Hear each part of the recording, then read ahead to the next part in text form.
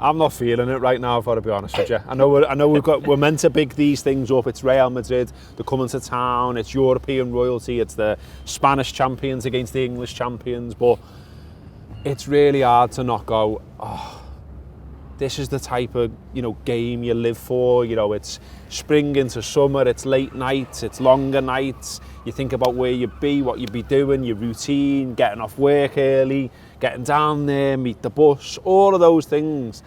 And then it's this weird pandemic shit version of what we love.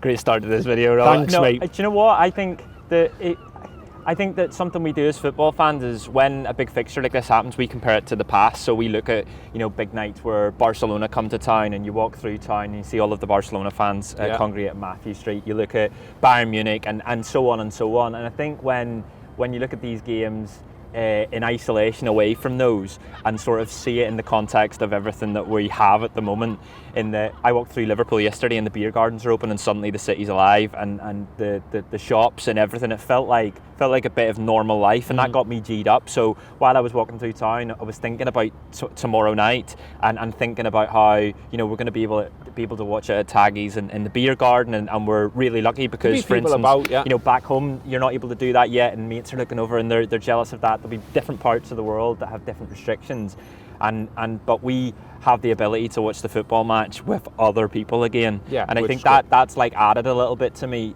for me. So I get what you're saying, that you'd love to be saying something like, oh well, we're 3-1 down, but we're getting them back to Anfield and we're going to be in there and we're going to be able to make a difference, and we can't do that this time. That's the thing. It's just for me the fact that it's Real Madrid. It's a chance to progress in the European Cup, albeit an outside one because of what happened in the first leg. But I'm just consumed at the minute by the idea that, I love what fans bring to the occasion in all of football, not just our matches, all matches. Like I'm finding it hard to even watch some of the other games on telly because you don't see the fans, you don't hear the fans, the piped in stuff doesn't really work for me, and it's just a bit of a sadness around it. I mean, it's going to be a race to kick off for me because I've taken my nan for a second jab. Do you know what I mean? That really is in the context of this pandemic, isn't it? You know what I mean? That's the kind of stuff we're living through. But the match itself, when I say it's a different sport because if we were in there, if we made it feral, if we did what we did, and we created that mad Anfield atmosphere, and it is mad, it is special, and it is different, I think it'd be worth something. People say a goal start, maybe not a goal start, but it'd be worth something. Whereas it's very about the football, if you know what I mean. It's very about the quality of the sides. And I watched El Clasico and I thought, they're all like these, Yeah. I think we underestimated them in the first, we did. Which sounds like a mad thing to say about Real Madrid, but I think maybe we were caught up in the fact that we'd seemingly found a little bit of form again, and that we'd just beaten Arsenal, and things felt like a bit closer to normality in terms of the performance on the pitch.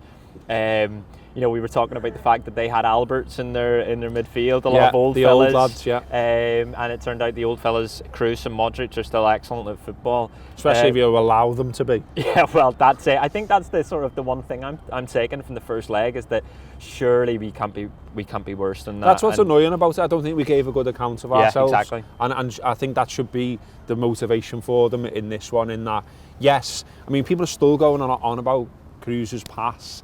And it's like, but look, he's looked up, he's almost pointed, and then he's played the ball. And it's like, that should not be allowed to happen. But this is the problem, I think, for Klopp and for Liverpool in this second leg, is that he's permanently hamstrung by the situation still at centre-half. So, Neil's been banging the drum all week for he wants to see Fabinho back in defence. I heard him. I think a lot of people would disagree with that, are disagreeing with that. I've seen them on social media. I can see what he's saying though, because Nat Phillips is getting done for pace, and they've got pacey lads. Vinicius absolutely roasted us in the first leg, so it's like, what you do that is different from that. Well, you don't play Naby Keita, I would imagine. Yeah. But are you into his idea of changing the centre half, or do you think that's too far? I understand it, but I think it's the one element of the past month and a half that we've seen change that's improved this. It's the thing that suddenly everyone can hang their hat on as something that we go, oh well, that's worked now. He made a big difference.